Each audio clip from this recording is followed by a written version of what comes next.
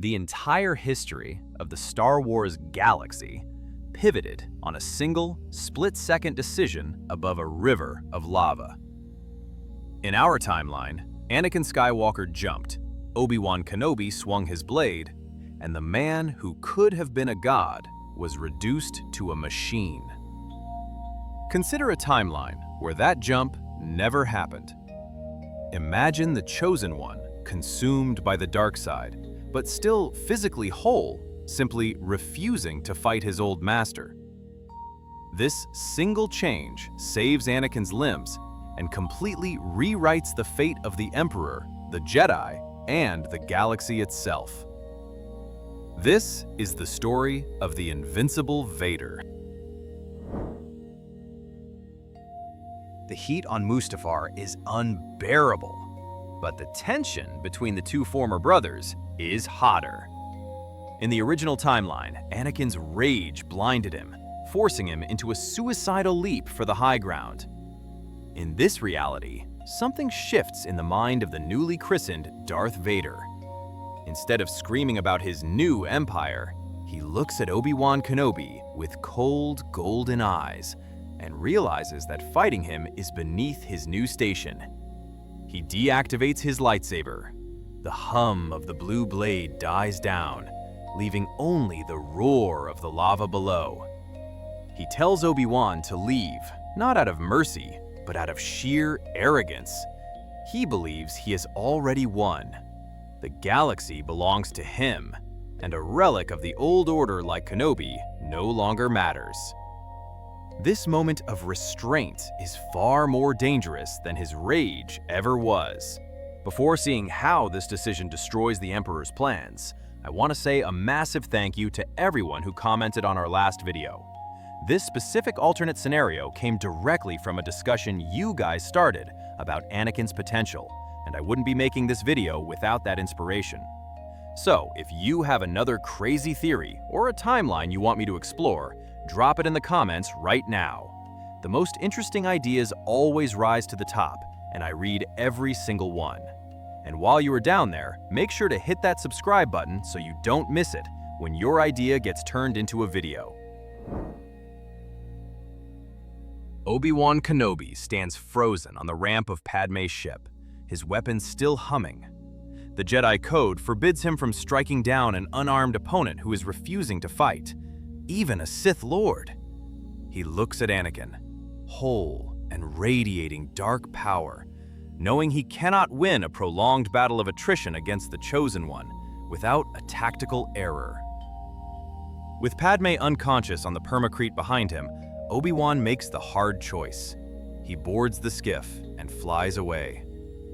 Anakin watches them go, his arms crossed, the fire of Mustafar reflecting in his eyes. He doesn't send TIE fighters or scream. He simply turns back to the control center. He knows where they are going, and he knows he can take them whenever he chooses. Today, he has an empire to secure. When Emperor Palpatine's shuttle touches down on the landing platform, he is prepared for the worst. In the original history, he found a charred, limbless stump of a man, barely clinging to life. He was ready to rebuild his apprentice into a dependent cyborg. Instead, the ramp lowers, and he sees Anakin Skywalker standing tall, uninjured, and stronger than ever. Palpatine feels a flicker of genuine fear for the first time in decades. The rule of two demands that the apprentice eventually kill the master, but Palpatine planned on delaying that for a long time by keeping Vader in a painful, limiting suit. Now, he faces a young Sith Lord who is already nearing his own power level. The balance of power shifts instantly. Palpatine forces a smile, but he knows his days are numbered from the start. George Lucas himself stated that a fully realized Anakin Skywalker would have been twice as powerful as the Emperor. In our timeline, the suit reduced him to about 80% of Palpatine's strength, cutting him off from the cosmic force. But here, Vader is a conduit for pure power. Without the constant agony of his burns or the clumsy robotic limbs, his connection to the Force is unbroken. He moves with the speed of Yoda and strikes with the brutality of a Rancor. His lightning reflexes remain intact, and he can conjure force lightning of his own, something the cyborg Vader could never do because it would short-circuit his life support. He is not just a Sith Lord. He is a force entity in human form. The public image of the Empire changes dramatically. Instead of a faceless, black-armored monster breathing through a vocoder, the galaxy sees the face of the hero with no fear. Anakin Skywalker was the poster boy of the Clone Wars, loved by the citizens of the Republic. Palpatine uses this to his advantage, initially. He presents Anakin not as a Sith Lord, but as the loyal enforcer who saved the Republic from the Jedi betrayal. The propaganda victory is absolute. Citizens cheer for Lord Vader in the streets of Coruscant, unaware of the younglings he slaughtered. He doesn't need to rule through fear of the unknown. He rules through the charisma of a fallen angel. His face is everywhere, beautiful and terrible, a symbol of the new regime's absolute authority. The hunt for the remaining Jedi becomes a slaughter. In the original timeline, survivors like Kanan Jarrus, Cal Kestis, or Ahsoka Tano stood a slim chance against the slow, plodding Vader. They could outrun him or exploit his limited mobility. That advantage is gone. This Vader is fast. He hunts down Jedi Knights with terrifying efficiency. When he finds survivors, he doesn't just overpower them with brute strength. He outduels them with superior technique. The list of survivors shrinks to near zero within months. Even masters, like Quinlan Vos, fall before him. The Inquisitors are hardly needed when Vader can clear entire sectors alone. The Jedi Order doesn't just fade into myth, it is systematically erased, root and stem, by the very man who was prophesied to save it. While Vader conquers, Padme Amidala fights a different battle. Because Obi-Wan got her medical attention immediately, she survives the physical trauma. Her heart is broken, yes. But looking at her newborn twins, Luke and Leia, she finds the will to live that she lacked in the original timeline. She goes into deep hiding with Obi-Wan and Yoda, likely on Alderaan or a remote sanctuary world like Dagobah. But this is a life of constant terror. She knows the man hunting them isn't a machine, it's her husband. She watches his face on the HoloNet, seeing him justify atrocities. And she has to live with the knowledge that the good man she loved is truly dead. She raises the twins, not just as survivors, but as soldiers, knowing that one day their father will come for them. Back on Coruscant, the relationship between master and apprentice deteriorates rapidly. Palpatine originally enjoyed 20 years of unquestioned rule because Vader was too broken to challenge him. Now, barely 2 years into the Empire, Palpatine sleeps with one eye open. He senses Vader's growing ambition. He stops teaching Vader the deeper secrets of the dark side, fearing that giving him any more knowledge would be suicide. But Vader doesn't need lessons. He is discovering the dark side's depths on his own, through sheer, raw potential. The Emperor tries to send Vader on suicide missions in the unknown regions, hoping some ancient horror will kill him. But Vader returns from every campaign, victorious, stronger, and more annoyed with his master's games. The Cold War between the two Sith Lords begins to heat up. The breaking point comes 5 years after Mustafar. Palpatine had told Vader he killed Padme in his anger. But with Padme alive and active in the rebellion's shadows, rumors reach the Imperial Palace. A spy intercepts a transmission, or Vader simply senses her presence during a meditation session, now that his mind is clearer.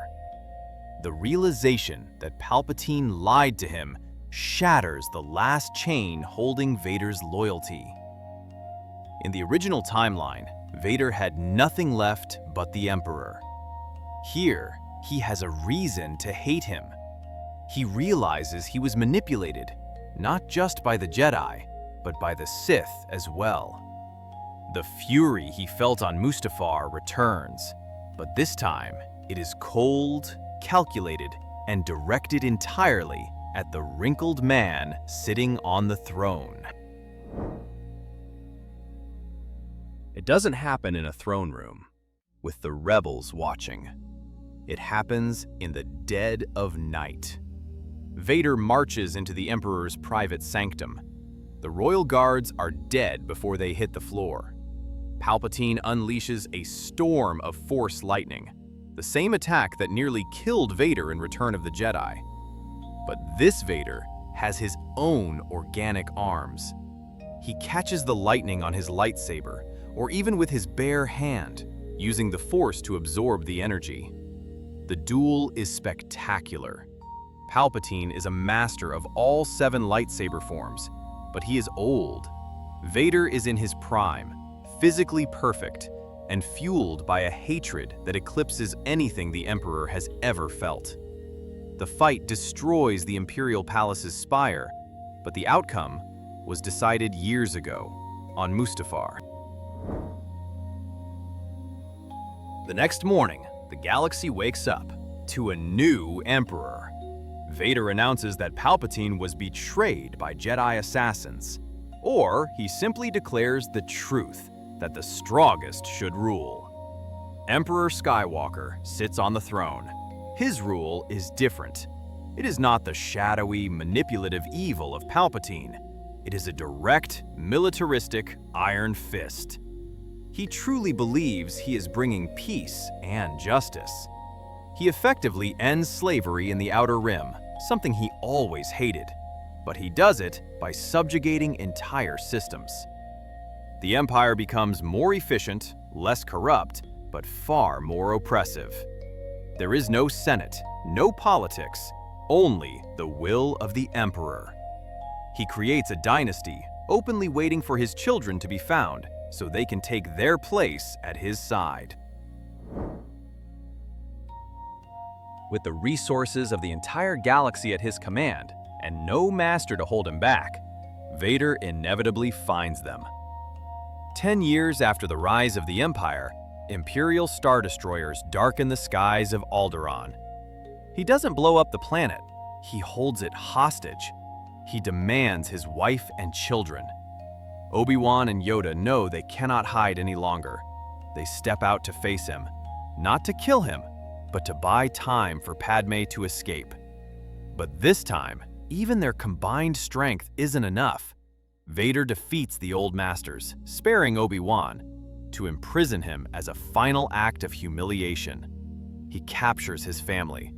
The reunion is not a happy one. He offers them the galaxy, but Padme looks at the tyrant he has become with horror. Luke and Leia are 10 years old when they are brought to Coruscant. They are not raised on moisture farms or in palaces of diplomacy. They are raised in the Imperial Palace as the heirs to the galaxy. Vader tries to mold them in his image, teaching them the dark side, believing he is giving them power. But the influence of their mother remains. The conflict that tore Anakin apart now tears his family apart. Luke has his father's fire, but Leia has her mother's unyielding spirit. They grow up strong, powerful, and terrified of their father. The Empire is stable, but the Skywalker family is a ticking time bomb.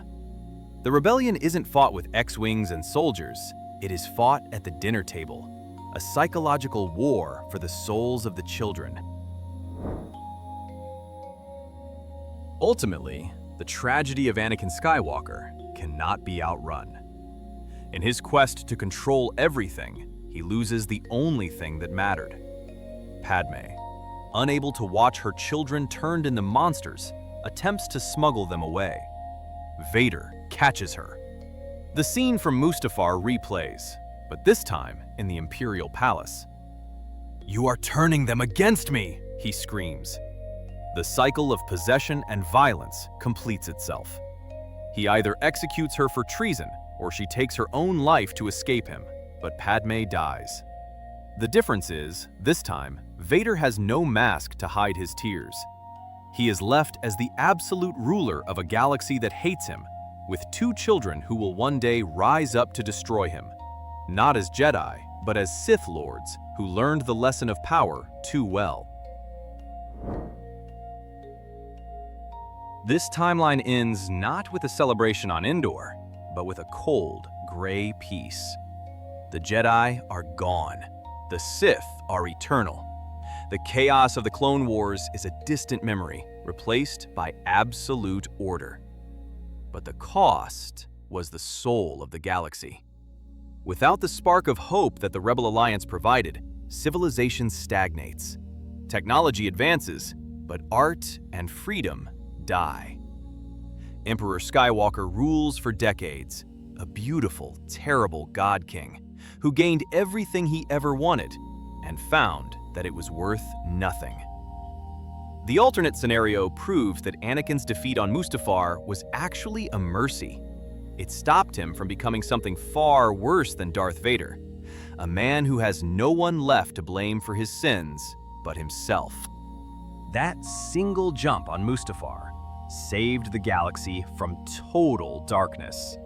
It broke Anakin Skywalker, but it also checked his power, leaving just enough room for hope to survive. A full potential Vader is a terrifying thought, a force of nature that no rebellion could ever overthrow. It reminds us that sometimes our greatest failures are the only things keeping us from destroying ourselves. If you enjoyed exploring this dark timeline, make sure to subscribe so we can uncover more alternate histories together. The Force is vast, and there are many more stories to tell.